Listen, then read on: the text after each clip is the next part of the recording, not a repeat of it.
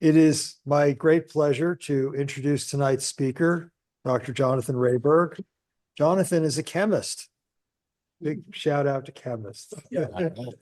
Uh, He's working in the earth sciences to reconstruct climate over geologic timescales.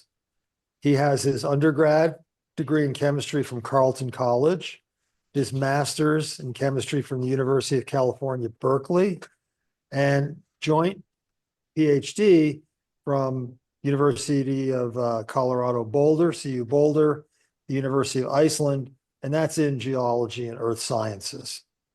His dissertation research focused on the use of bacterial lipids, fats, preserved in lake sediments to reconstruct climate over tens to hundreds of thousands of years. And he did this work in some of the most remote places, Baffin Island and Iceland. Great places to do research. Very unfriendly weather sometimes. His current postdoc research at the University of Wyoming, he's turning his focus towards reconstructing snowpack in the Rockies, which over similar timescales, especially here in the Tetons, and obviously the snowpack drives everything, the fire season, the vegetation, all of it. Jonathan will continue his research at his new position at Claremont McKenna College in Claremont, California. And congratulations on that. That's a really big deal and an excellent school. Outside of science, Jonathan loves the outdoors, travel, music, and he is delighted to be with all of us here in Jackson. Please join me in welcoming Dr. Raberg.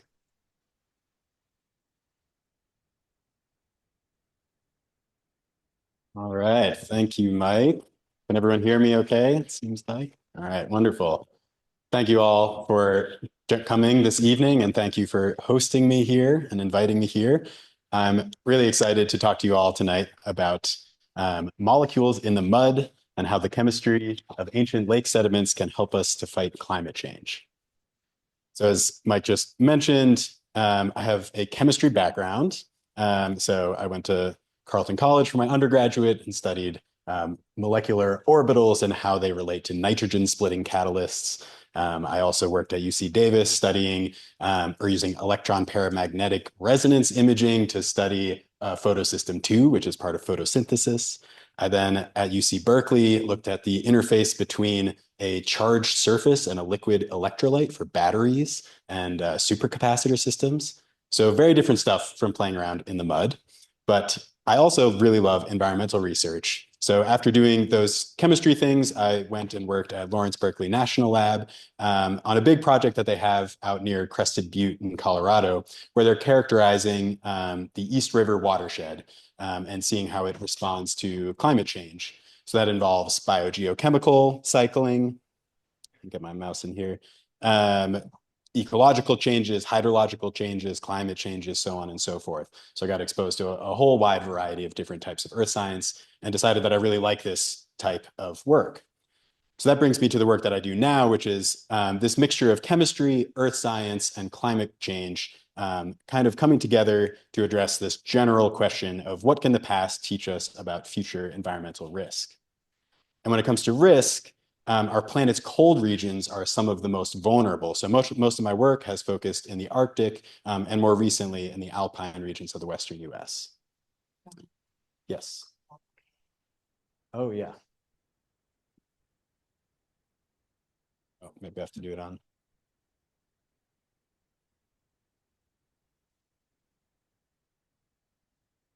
There. Okay. So just a quick overview of the talk here. So I'll give you a little bit of background through the lens of the Arctic. So I'll talk about Arctic change and let you know about basically what the paleoclimate approach is and the tools that I use that I call generally molecular fossils. Then I'll go into two research examples. One is on developing these tools and an application in the Arctic for Arctic greening. And then I'll talk about some of my more current and future research, which is in the realm of alpine drought and snowpack. So beginning with some background here. So the main motivation for a lot of my research has been the change that we see in the Arctic. So I'm going to take you over to one of the areas that I've studied, which is in Iceland. This is Breiðamerkurjökull, which is this iconic outlet glacier in southern Iceland. And you can see that in just 30 years, it has retreated really markedly. Over on the other side of Greenland, we have Baffin Island here. This is a photo of my PhD advisor, Giff Miller, and I out on a lake on its northern end. And behind us, you can see looming this local ice cap. Now, this ice was actually covering the lake until sometime in the last century. And when we were there, it was warm enough to go swimming, right? So these are anecdotal examples of change, but they're in line with the broader trends that we see. So if we look at temperature over the past 2,000 years, roughly, we see that it's remained roughly constant, kind of cooling off into the Little Ice Age until the invention of the steam engine. And then we get this really steep increase with fossil fuels. And as extreme as this picture looks, it's actually even more extreme at high latitudes, where a variety of different feedbacks cause the warming to amplify up to a rate of roughly 4 times the global average. And if we extrapolate these trends out to the end of the century, we get a picture of a much warmer world with temperatures in these 2 study regions that I just showed you being +6 degrees Celsius or even more. So the question is, what does this warmer world look like, right? And we have 2 general approaches for this. One is to do climate modeling. And these are, really advanced, sophisticated techniques. We should really be, trusting what they're saying, but they're also just models, and we want to be able to ground them in reality. So the other way to look at this is to go back in time in the paleoclimate approach and try to reconstruct Earth's climate in the geologic past. And ideally, we're using these 2 in tandem, so we can use paleoclimate data to train climate models. I mean, you can use climate models to expand our understanding of Earth's past climates. So we want to go back in time, but we've already seen from this plot that there is nothing even like modern temperatures over the last 2,000 years. So we're going to have to go back a little bit further. So we're going to zoom out a bit, and we're going to look at roughly the last 150,000 years. So this is a plot of the change in the global surface temperatures over the last 150,000 years, with modern day being over here on the right. And we can see these colored lines here. These are future temperature scenarios. So we want to look back in time for times in Earth's history that would have been comparable in temperature to some of these future scenarios, and then we can use those as analogs for future climates. So moving back in time from 0, the first little warm period that we see comes at around 6,000 years ago. This is called the mid-Holocene. Then temperatures cool off. This was the last ice age before popping up again during the last interglacial period around 127,000 years ago. So temperature is only part of the story, right? The Earth is a complex and interrelated system. And in order to really understand it, we want to understand as many of these really complicated parts as we possibly can. Unfortunately, when we go back in time, this picture gets a bit blurry, right? So we have to use a variety of creative tools called proxies to try to reconstruct various parts of this environment. So for example, we can use fossil pollen and DNA to learn about vegetation changes in the past. We can use moraines and other landforms to learn about the positions of glaciers and ice sheets, ash layers to learn about eruption histories, so on and so forth. And as we put together enough of these different pieces, we can start to get at some of the bigger picture items like the water cycle, ecosystem change, and overall climate variability and change. So there are a whole host of different tools that people use in this paleoclimate approach. I generally use a class that I'll call molecular fossils. And to understand how these work, we can use a normal fossil as an example. So we might have a leaf that falls to the ground. Under the right conditions, it'll get preserved into the rock record as a fossil. Well, microbes also leave behind their remains. They're just smaller in the form of molecules. And plants actually leave behind molecular fossils as well. So these can be really broad tools. We generally call these biomarkers, and we can learn a lot about ancient climates and environments from these molecules. So again, using this fossil leaf as an example, this leaf was picked up on Ellesmere Island. Today, Ellesmere Island is a polar desert, But the presence of this fossil tells us that some time ago, about 50 million years ago, there was a deciduous tree happily living there, right? So that tells us something about the climate, namely it was warmer and wetter. Microbes also care about their environment. So these biomarkers can give us similar information if we can learn to read them. Okay, so what is this molecule? This is a branched glycerol, dialkyl glycerol tetraether, which is intimidating. So we're going to break it down. It's not so bad. So over here, this group is just called a glycerol group. So we've got one of those. We've got this dialkyl. So the alkyl is this long zigzag line. Does anyone know what that zigzag line is? Carbons, yes, it's carbons and hydrogens. And as chemists, we just get lazy and we don't want to write it all out. So we abbreviate it with just this zigzag line, but that's all it is. And it's called an alkyl chain here. And it's a dialkyl because there's two of these paired together. We've got another glycerol on the other side. And then these bonds, these carbon, oxygen, carbon bonds are just called ether bonds. And we've got 4 of those. So it's a tetraether. Then we call it a branched glycerol dialkyl glycerol tetraether because it has these CH3 groups, these methyl groups sticking off the sides. So big intimidating molecule, big intimidating name, simple parts. Okay. We abbreviate all of that as a branched GDGT, which honestly isn't much better, but that's what we're working with. Okay, so these lipids are found in the membranes of a variety of type of bacteria. And a key point here is that membrane lipids reflect their environment. So if you're a single cell organism, your membrane is your barrier, your interface with the outside world. So you might imagine that you're going to adjust the types of lipids that you have in your membrane in response to changes in the environment. So if it gets really acidic outside, you might put in some of these lipids, which are going to pack together really tightly and prevent the exchange of the ions through your membrane, right? If it gets too cold, you might want some of these big, bulky, chunky things that are going to keep your membrane really fluid and prevent it from kind of freezing up in the colder conditions. So these lipids actually contain a lot of information about the environment, and they're really tough. They can survive for millions, even hundreds of millions or longer into the rock record. So that makes them really good proxies for past environments. So we can find these types of lipids all over the place. I primarily focus on using lakes as climate archives. So if we're looking at these branched GDGTs, they might be produced in the soils, in the lake itself, washed in from upstream, and they all settle down to the bottom of the lake where they build up in layers in the mud over time. Then we can go out in our little boat here, take a sediment core, which might look something like this, where we have older mud on the bottom, younger mud on the top, and we can extract these lipids out of the mud and learn about the past climates.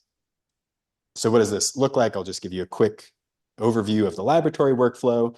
So we start off by subsampling the core into smaller sections. Here we're doing this, my colleague Nicolo is doing this in a clean room because we're also going to look at ancient DNA, which is another fun proxy. Then we extract the lipids out of the mud. I liken this to making a cup of coffee. So there's a few different methods. This first one here, this is like an espresso machine. You do high temperature, high pressure, and you get out your lipid coffee. You can also do versions of the cold brew, room temperature for long periods of time, or a cowboy coffee where you just microwave it. But in the end, what you get out is this sort of lipid coffee, except that instead of water, we have nasty organic solvents that you don't want to drink. And instead of caffeine and nice flavor molecules, you have this whole suite of environmental lipids. The next step is to do a bunch of different kind of wet lab techniques to separate and measure these compounds. And then we use HPLC, MS, and GCMS to actually quantify them. And then once we've quantified them, then we can process the information and back out our climate information. So I've shown you just one molecule here. There are tons of different types of proxies in this general realm of organic geochemistry. So the waxy coatings of leaves record things about precipitation and their isotopic composition. Polycyclic aromatic hydrocarbons can tell you about wildfires, including things like their temperature. You have sterols that can tell you about the presence of animals and so on and so forth. And just to give you a little picture of how broad this field is. This is, just a screen grab of one sample that I had. The only thing you need to know is that every little black dot is a different molecule. And I did everything I'm going to talk to you about today was done on 15 of those little black dots. So this is, a whole jungle, a whole world worth of things to learn. So when I look at a piece of mud, now I think about all of these different types of molecules that might be in there. But one of the really fun things that I found working in the earth sciences is that everyone comes with a different background and everyone comes with a different perspective, and they will see something different in the mud. So as I'm talking today, I encourage you to think, what is it that you might see in the mud here? Okay. So now that we're all experts on molecular fossils, I'll go on to a couple different research examples. Yeah. So you had those test tubes were those like each like an inch of the mud? Yeah. Or some piece Can you repeat the question? Repeat the question. Sure. Yeah, I'll repeat the question here. So the question was about each of these different samples here and what those are representing. So these are all from one sediment core going through time. The spacing there, that's maybe 200-year intervals, maybe 10 centimeters apart, roughly. And you can see actually in this photo, the reason I took a photo of this is you can see, can you guess when it was warm, which of these samples is warm and which is cold? Right, yeah, the warm, all of the colored stuff here, there's lots of pigments still around. The lake was certainly more productive at this period of time. So sometimes you can just see, you can see sometimes when you just look at the mud, but also just looking at these raw extracts. Yeah.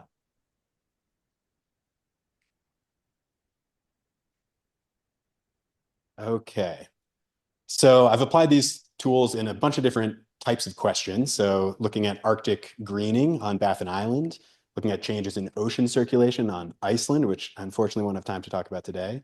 Looking at drought in the Rocky Mountains, which I'll get to at the end. But none of these would be possible without the hard work of proxy development holding everything up. So I'm going to talk quickly about proxy development work that I've done and how it applies to this Arctic greening question. So we want to use brGDGTs to reconstruct our ancient environment. In order to do that, we need to understand how our modern environment affects brGDGTs. So we're going to start out by trying to characterize as much as we can about the modern environment. So this is a drone image of one of our lake sites from Baffin Island called Lake CF8. This image is high resolution, so you can zoom in and see our tents, our camp out there in kind of the middle of nowhere. But there's also a lot more information that you can get out of this. A colleague of mine has managed to map the colors that you can see in the lakes into water depth, so you can get a bathymetric map. You also get topographic information of the area. You can make a 3D model. So that gives us kind of a nice baseline. And then we do a whole bunch of work to characterize the catchment. So we take measurements of things like dissolved oxygen and pH in the lake water.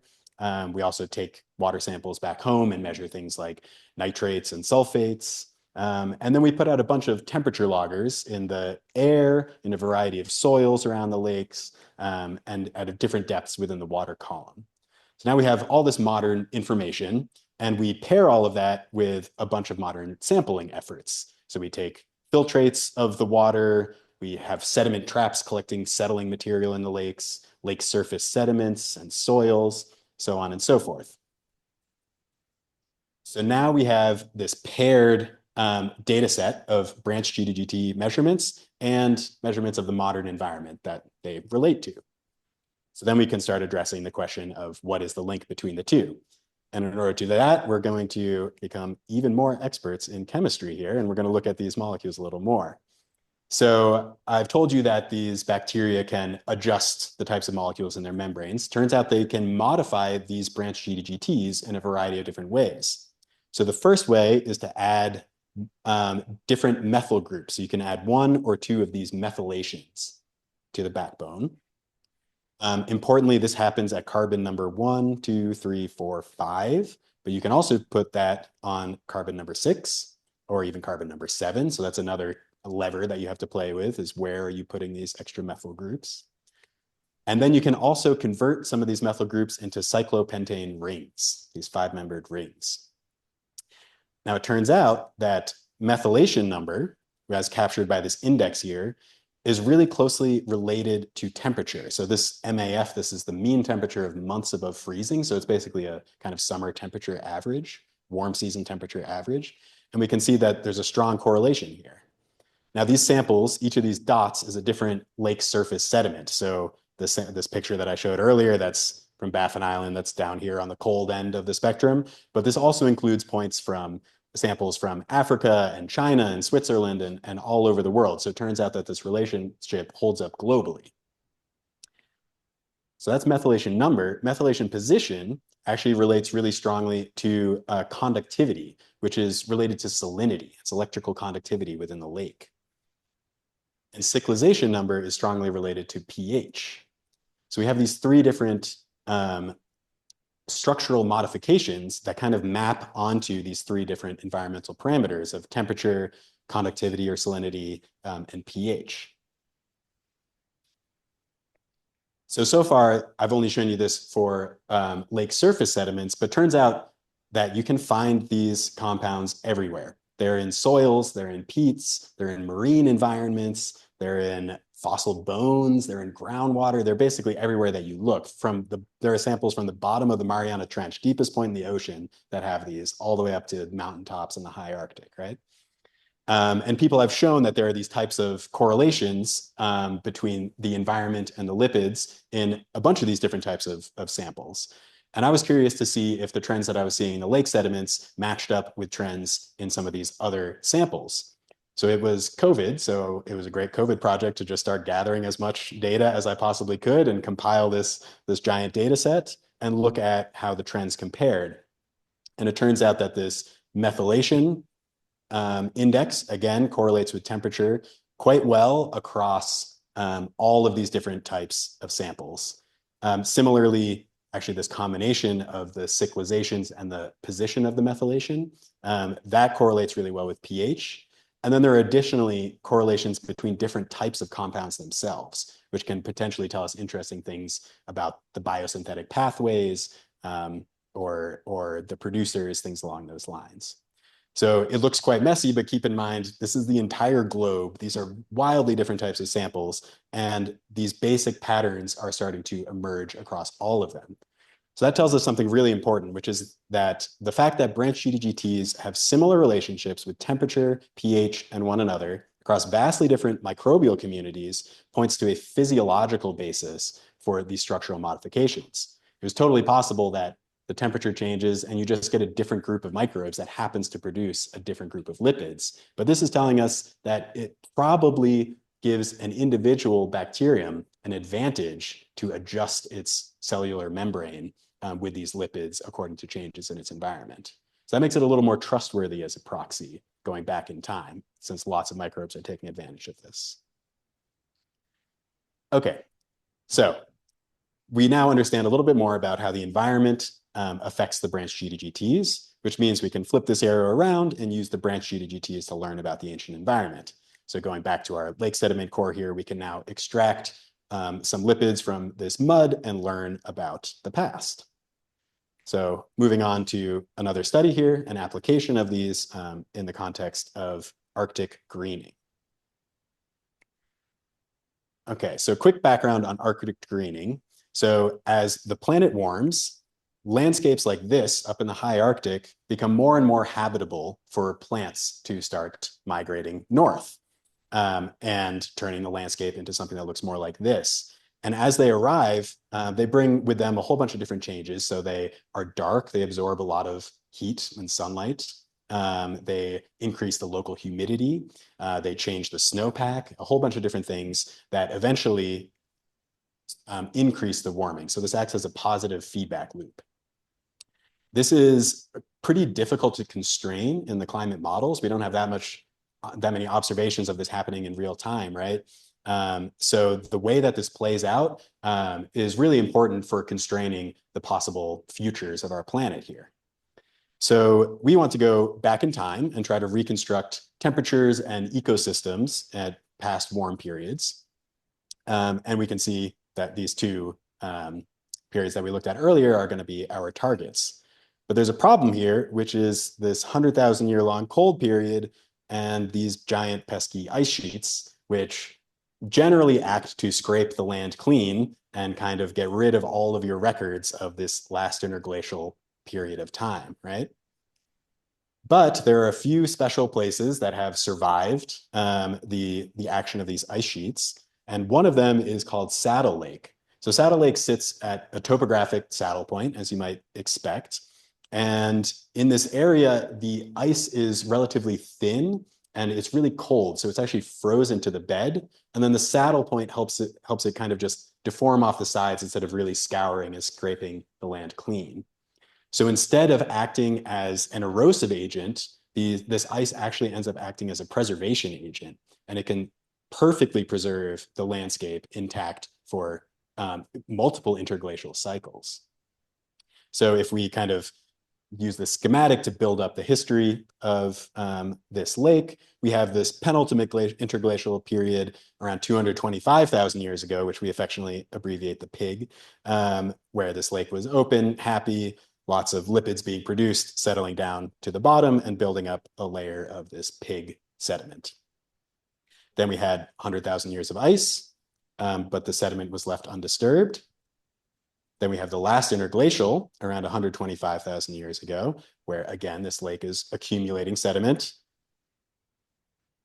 Another 100,000 years of ice. And then we get to the current interglacial called the Holocene, which started around 12,000 years ago and builds up another layer of mud. So if we go out and take our lake sediment core, we're going to see these three different units. So we've done that and we've extracted the brGDGTs and we can see what they tell us about temperature in the past. So here on the y-axis, I'm showing the brGDGT temperature, again, with that kind of summer temperature average, the average of the months above freezing. And on the x-axis, we have time with present day on the right, again, going back to about 12,000 years ago. The star is the modern measured temperature, and these points are the temperatures that we calculate from the brGDGTs. So we can see there's a really nice match in the modern day. And around 6,000 years ago, we get this warm period. Yeah. So we think, okay, great. We have a nice analog for the future, but turns out that temperatures are projected to be all the way up here in just a couple of decades. So we've already kind of blown past this mid-Holocene as being a useful analog for the future, right? We're going to have to go back even further in time to find temperatures that are comparable. So moving down to the LIG, the last interglacial, I'm switching the axis down here from age to depth because it's actually pretty hard to get really precise age control in this interval. But same thing, younger is over to the right and older is over to the left. And we actually have two cores here, and they agree really nicely. So this shows us that we have this peak warm period, which is now comparable to our 2040 to 2050 temperatures. And this would be the peak of the last interglacial. And we get this bonus here, which I haven't really talked about, which is the penultimate interglacial. These temperatures are cooler, more similar to modern, but it's still a really valuable data point to have on the map. There's not many records like this. Okay, so how does, we have these three warm periods, we've quantified their temperatures. How has the vegetation changed in response to these temperatures? Well, we have a group in Australia that's doing the ancient DNA on this core, so any day now we'll have some really cool results for the vegetation, leave you with a little bit of a cliffhanger, but we do have some really interesting pilot data. So first we have macrofossils of this plant called betula, which is dwarf birch. And these appear only at this really warm interval. And if you look at this picture and look at a picture of Saddle Lake, you can already tell that this birch plant does not grow there today, right? So this is already a different environment by quite a bit. We can also look at, again, just some pilot data sets, but in the same warm interval, we have an order of magnitude increase in the amount of pollen that's preserved in the lake sediment. And if we look at the composition of that pollen, we see that most of it is, again, this betula plant, this dwarf birch. And we also get a bunch of Alnus crispa, which is alder. And this doesn't grow anywhere on Baffin Island today. It probably wasn't growing at the lake. Its pollen is really efficiently dispersed by the wind, but this still tells us that it had migrated further north. So if this is a picture of Saddle Lake today, Saddle Lake 120,000 years ago probably looks something more like this. And Saddle Lake in the not too distant future will probably look like this, which is currently in northern Quebec. Okay, so a couple of takeaways at this point. Molecular fossils record the environment in which they were formed, and the Arctic is on track to be the greenest it's been in hundreds of thousands of years, at least in this location. Okay, so moving on to talk about some of the current and future research that relates to alpine drought. So moving from the Arctic a little bit closer to home here in the alpine. And because I have this wonderful opportunity to be talking about the science that I've been doing, like a stone's throw away from where it actually happened, and to people who know this mountain range really well, just wanted to give a really quick background on how I got into research in the Tetons. Two of my mentors and friends here, Darren Larson and Sarah Crump, had me join for a bunch of different field seasons, using a whole bunch of different, methods of getting out there, from helicopters and snowmobiles to skis and post holing, and a bunch of different types of systems, from big tripods to just trying to muscle the mud out of the bottom of the lake. And together we've cored just a whole bunch of different lakes throughout the Teton Range to get at questions of paleoseismicity of the Teton Fault, the glacial history of the area, paleovegetation, and so on and so forth. And over the course of all of this work and talking with these folks, we kind of came to realize that paleo-snowpack and paleohydrology is a really big and really important question that we need to address. So through all this work, I was connected to Professor Brian Schumann at the University of Wyoming, who has been thinking about these sorts of questions for quite a long time. And a new colleague of his, Jamie McFarland, happened to be another one of my mentors and collaborators and friends, who is an organic geochemist as well, who is setting up an organic geochemistry lab at the University of Wyoming as well. So I went up there to do a postdoc to apply some of these organic geochemical techniques to these questions of snowpack in the alpine. Okay, so snowpack, why do we care? I don't think I'll have to convince the people in this room very much, but this is a really nice map of the amount of water resources that are stored as snow in the Western United States. So the scale here is in millimeters of water that you would get if you melted all of the snow in that area. So you can see immediately why the mountains are called the water towers of the West, right? They hold on to these water resources even while the lowlands have dried out in the middle of the summer. They continue to melt and provide us with fresh water throughout the year. However, if we go just a few decades into the future, we can see that large regions of these mountainous areas will be experiencing up to 80% of their years would be considered a snow drought. So this is a pretty large change in water resource management, fire regimes, all sorts of things like that. Now, it turns out that, as extreme as that looks, for much of the Holocene, conditions have actually been quite a bit drier. Actually, the wettest period it seems likely that it has been basically today. So this is a reconstruction of paleo moisture over the same time period that we've been looking at, the Holocene, past 12,000 years, from a whole bunch of sites at mid-latitude North America. And we can see things were drier for thousands and thousands of years, right? So it's not implausible to think that we might be potentially returning to much drier conditions in the West. This is a little abstract, right? So let's zoom into one field site.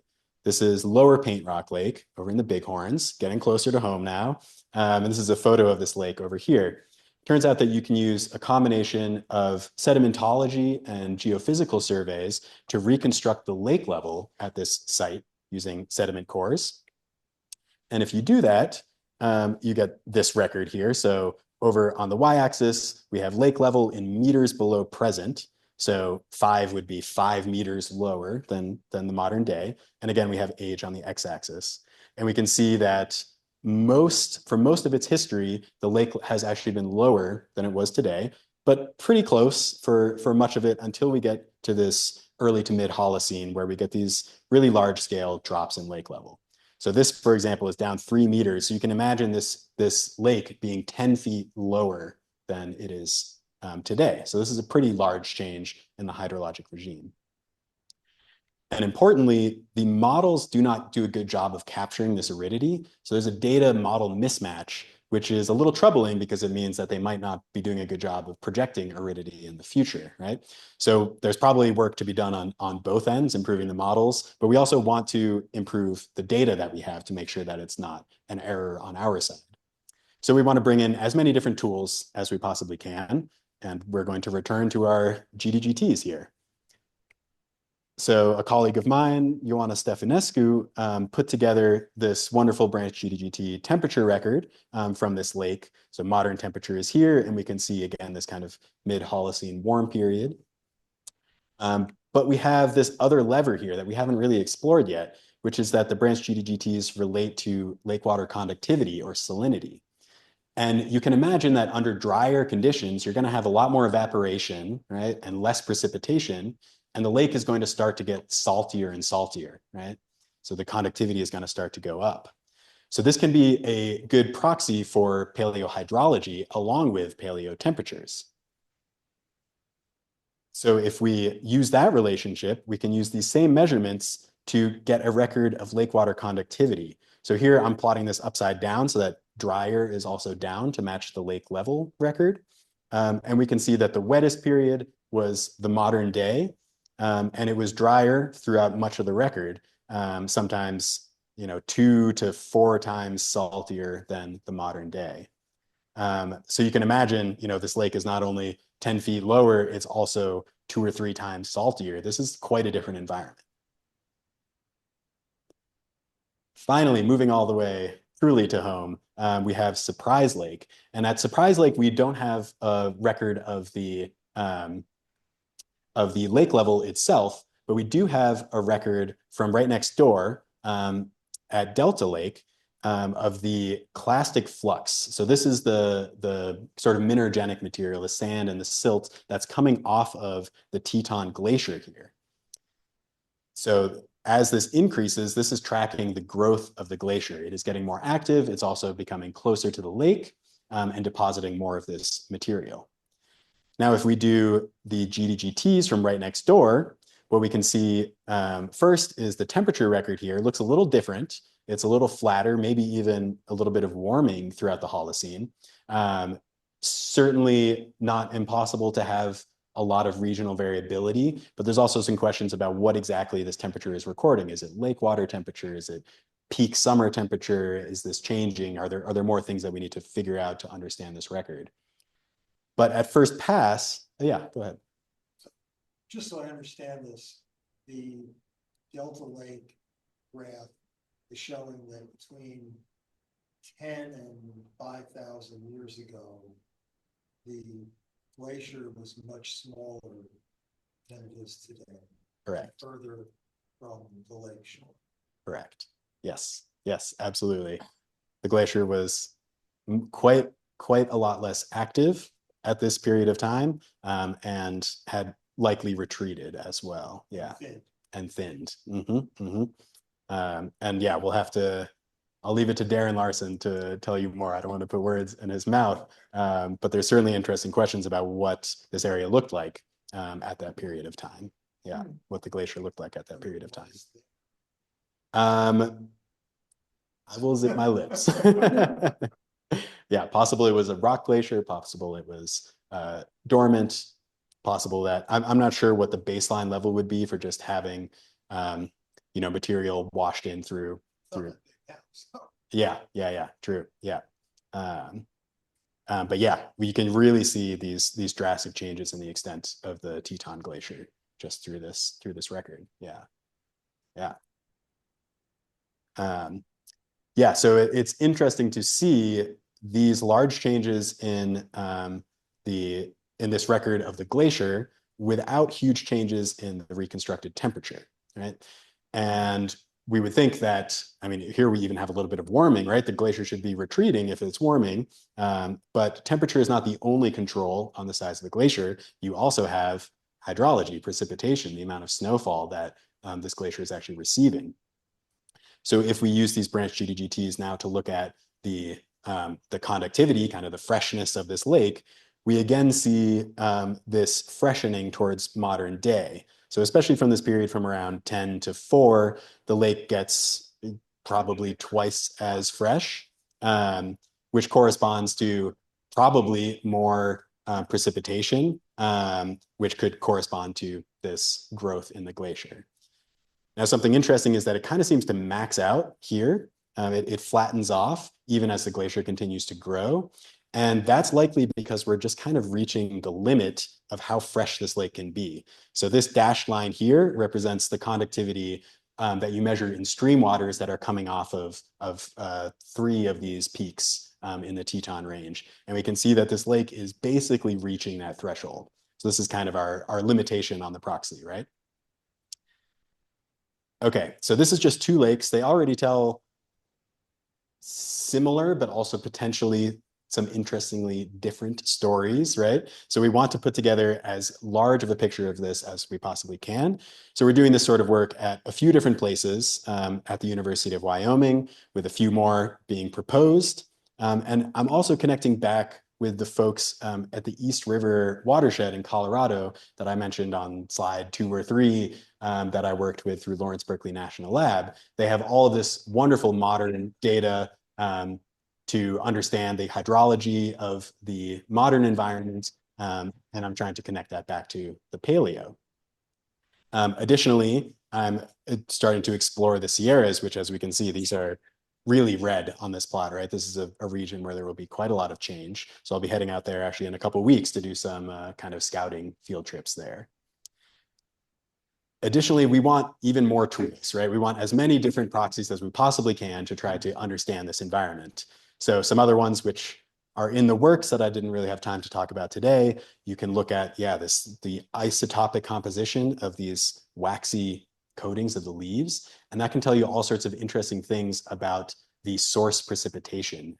It can tell you things about temperature and seasonality, and whether storms came, from the south or from the north. So you can really learn a lot through these compounds.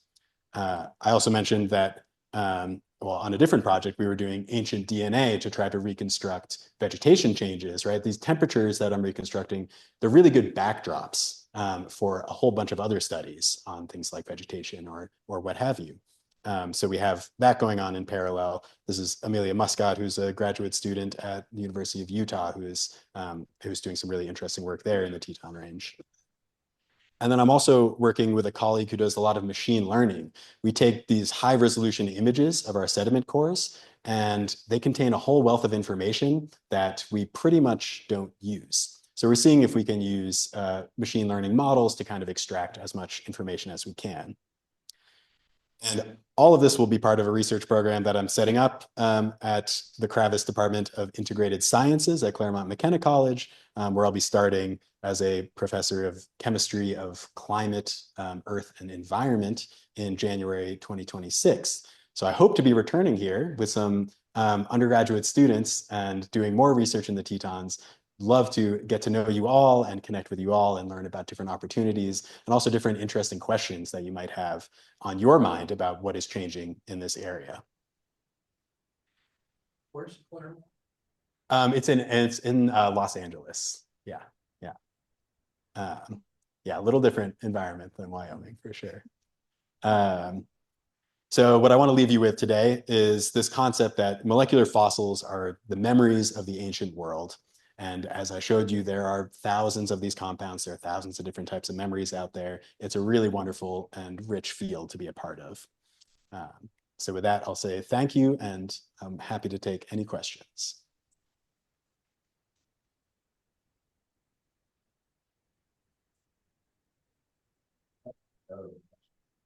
Oh, 2 back. No. On that slide, it looks like Wyoming is more stable Yes. than California. Yes. And being red and the percent is red. What do you contribute us to being more stable and that whole line on the west coast. Is it pollution that is coming from all that whole area? We have a whole lot less pollution, therefore we have a more stable situation than they do. Would you? Yes, that's a wonderful question. The question was on this map of snow drought over in Wyoming, things seem to be quite a lot more stable than things along the West Coast. So the question was about what might be causing that, if pollution would have anything to do with that. That is an excellent question. I cannot give you a perfect answer here, but I can tell you some of the things that I've heard about what might be contributing to that. So there's a couple things that can go into this snow drought. One is simply less precipitation, right? So that could have something to do with changing storm tracks. The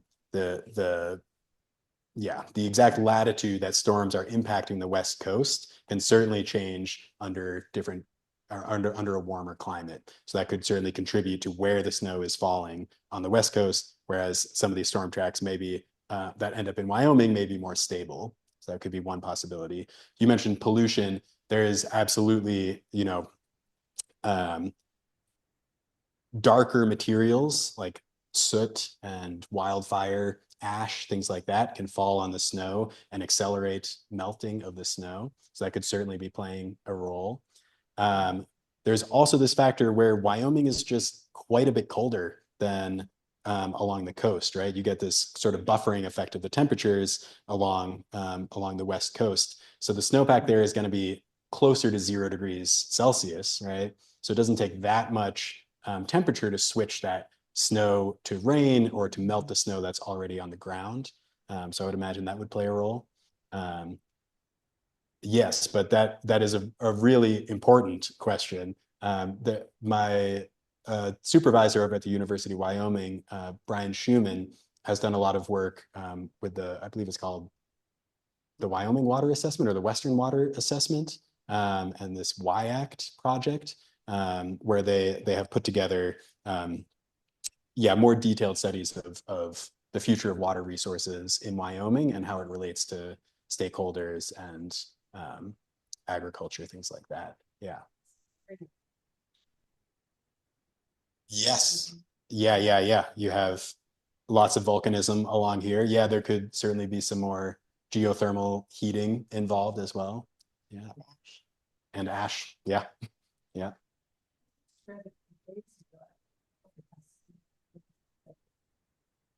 Article said that Antarctica has the strongest ice deposits in decades this year. Sorry, could you repeat that?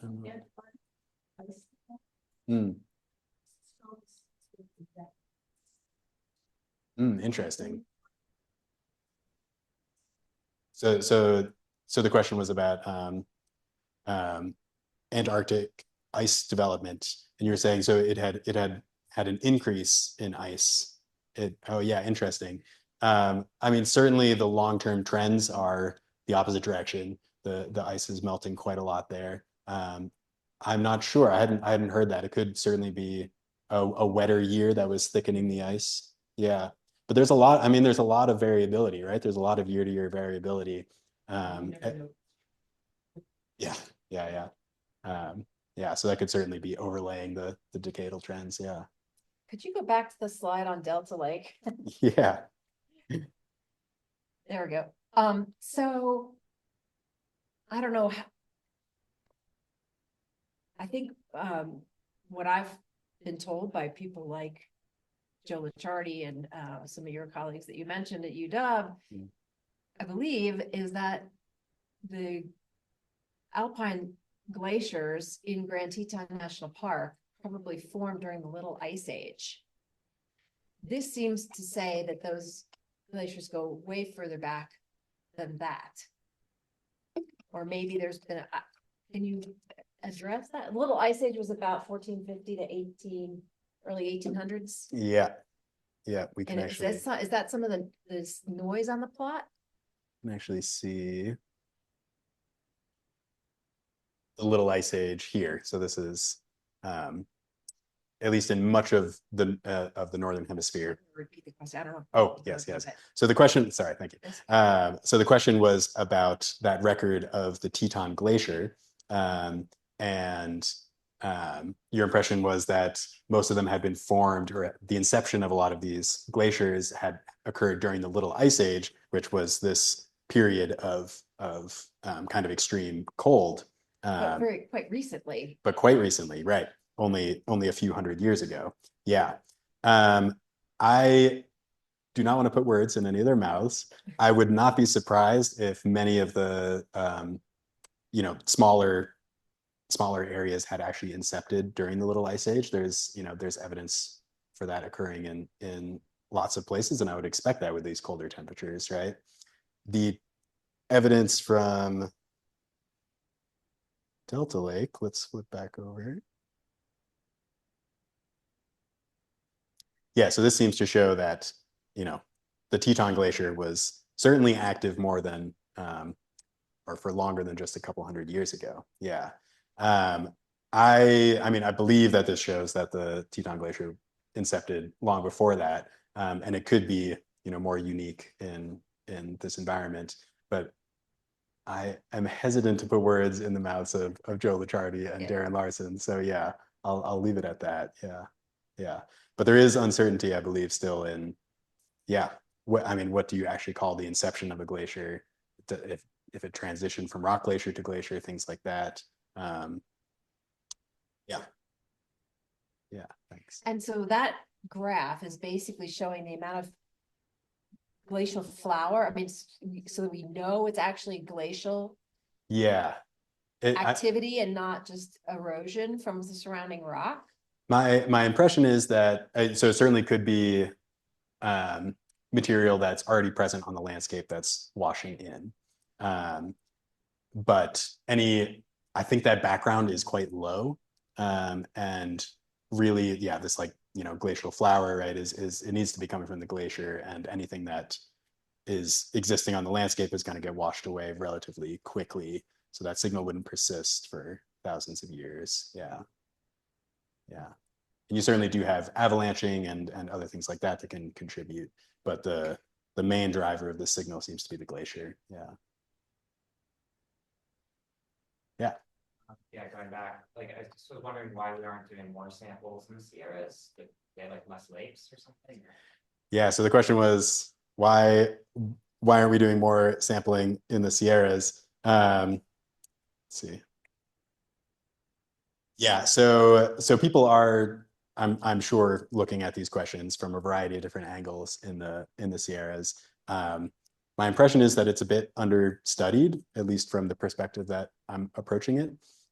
And I don't think that there's a particularly good reason for that. There are lots of lakes in the Sierras, beautiful lakes that you want to go visit and do some field work at.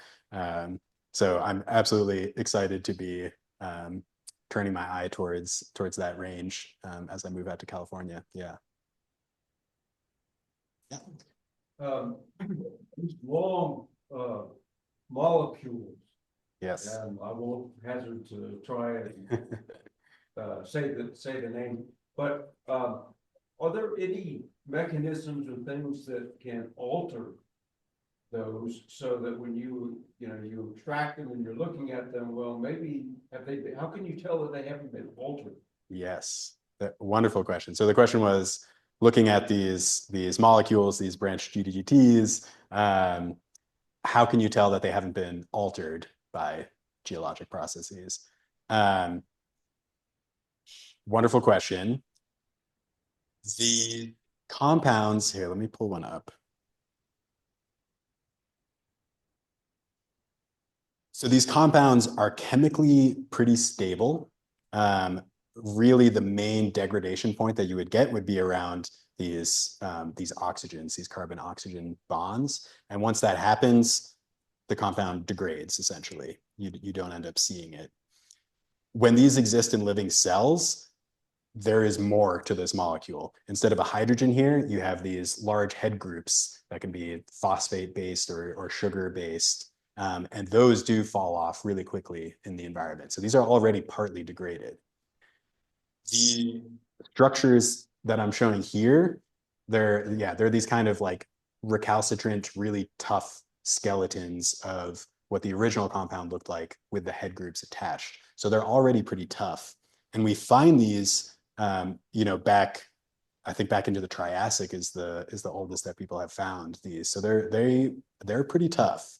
And yeah, just from kind of a chemical perspective, there aren't that many processes that can alter these backbones in a way to say like add this methylation here. You could potentially shift your carbon-5 to your carbon-6. In the places that I'm looking, we're looking in cold lake sediment environments, not getting buried into the earth and being subject to those temperatures and pressures, right? So not a problem that I have to worry about a ton. But in deep time, you do end up with interesting alterations. You can also alter the stereochemistry.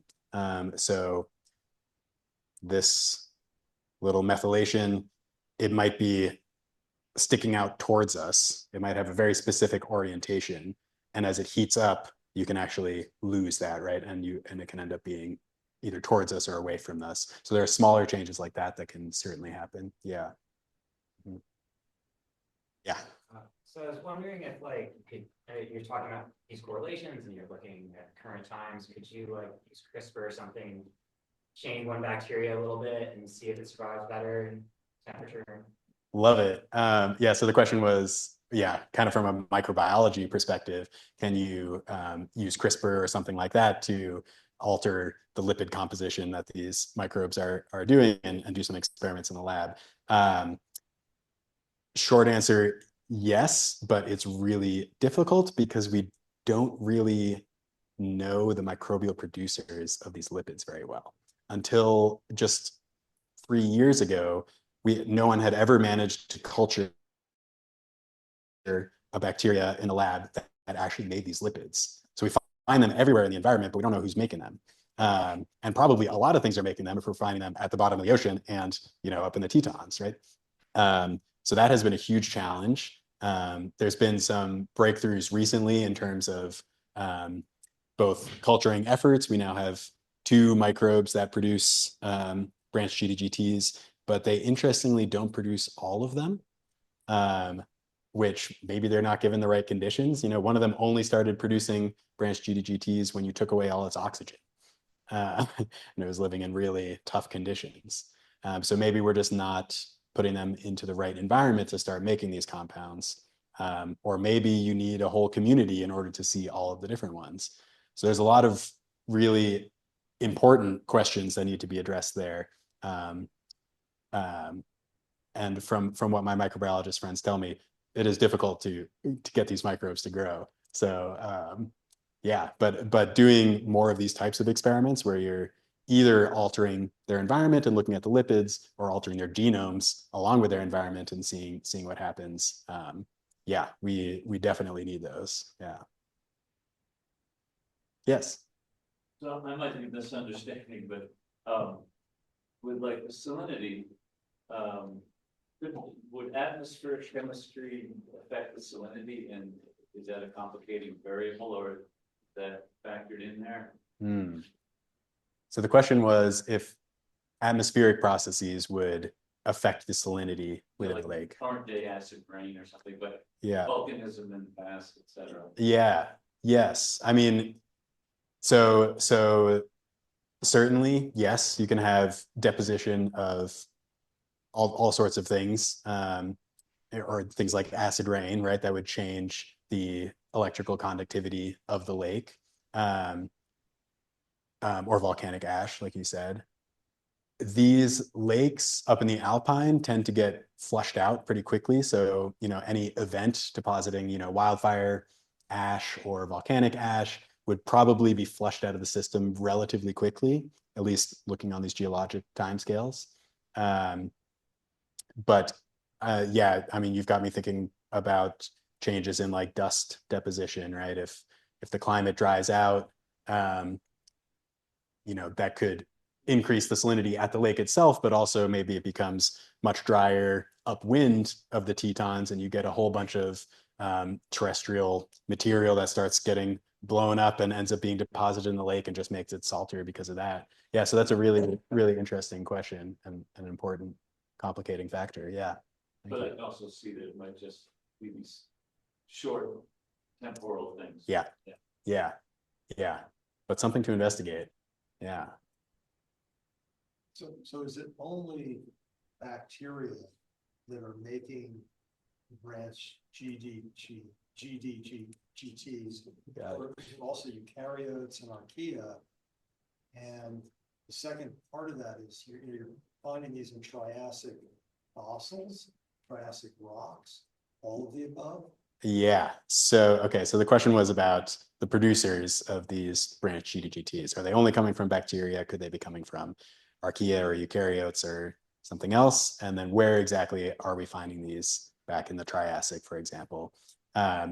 So these branch GDGTs, these are coming from bacteria. The evidence that we have for that actually has to do with the stereochemistry, the orientation of this glycerol head group, which links it to a biosynthetic pathway that's associated with bacteria. So that's the evidence there. I feel like people are breaking these rules all the time in biology. So, I'm just holding my breath until someone figures out that archaea can make these too. But that's what we know for now. And this is actually it's kind of a rare lipid to see in bacteria because it spans the whole membrane. Usually bacteria would have, instead of just one molecule, where you have the inside of the cell over here and the outside of the cell over here, you would actually have two molecules that are not joined in the middle, and you end up with this phospholipid bilayer, a membrane bilayer instead of a monolayer. Archaea are much more commonly make these membrane spanning lipids. So it's actually a really interesting lipid just from a microbiology perspective to even find in bacteria. There are kind of cousins to these branch GDGTs called isoprenoidal GDGTs that are made by archaea. They look very similar, except that they have methylations up and down the chain. And the way that they alter these compounds is by adding a bunch of these cyclopentane rings everywhere. And those actually predate the branch GDGTs in terms of the scientific literature. And they have been a really important temperature proxy in marine settings. So those are the ones that go back to the Triassic. I think the oldest branch GDGTs are maybe in the Cretaceous, certainly in the Cretaceous, maybe older. Yeah, so different organisms there. And those are generally measured in just organic rich rocks, shales and the like. Yeah. Mm-hmm. Yeah.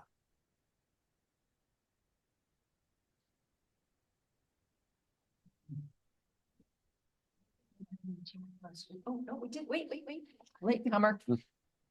Would these molecules be, oh, let me go there.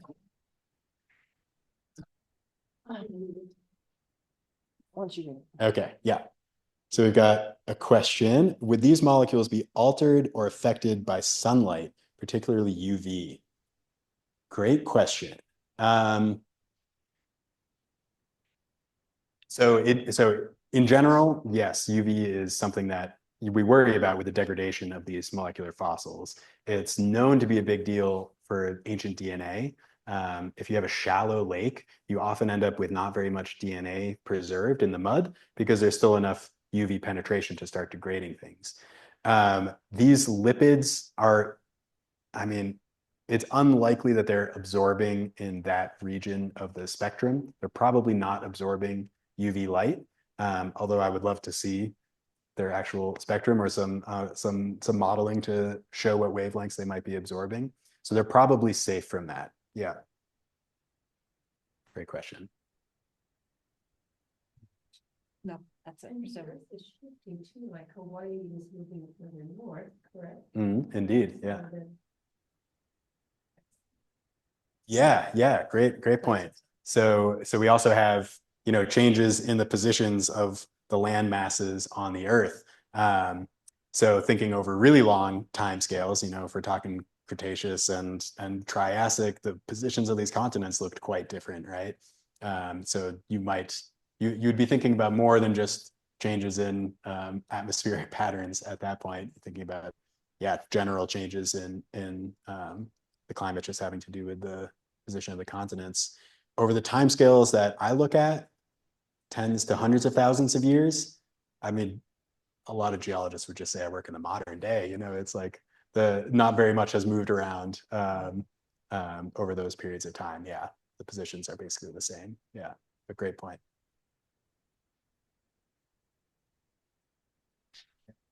Quick question. Doesn't deal with the substance here, but I'm curious. For someone who's been up in northern Labrador, I'm curious how you got to Baffin Island and how many times. Yeah. So the question was about the field work. How did I get up to Baffin Island, and how many times have I been up there? Let's see. I've been up there probably 5 times, and we get out to these field sites kind of any way we can. They're often quite remote. Baffin Island has a number of smaller Inuit communities in various coastal regions around the island. So we generally start at one of those spots as a jumping off point, which involves a few flights to get there. You're on a pretty small plane by the time you get there. And then depending on what's available. So we've taken boats and gotten dropped off. In a lot of the coring takes place in the winter time. So there you take snow machines, and then you have this stable platform of ice to work on. It's easier than being on a boat being blown around in the wind. I have mostly gone up in the summer. So in those cases, there's no snow to work with, and actually it gets a lot harder to travel when there's no snow. So we've taken helicopters, ATVs, boats, done some hiking, airplane, like a Twin Otter airplane. Yeah, kind of any way we can. All that's expensive stuff. Yes, it's true. Yeah.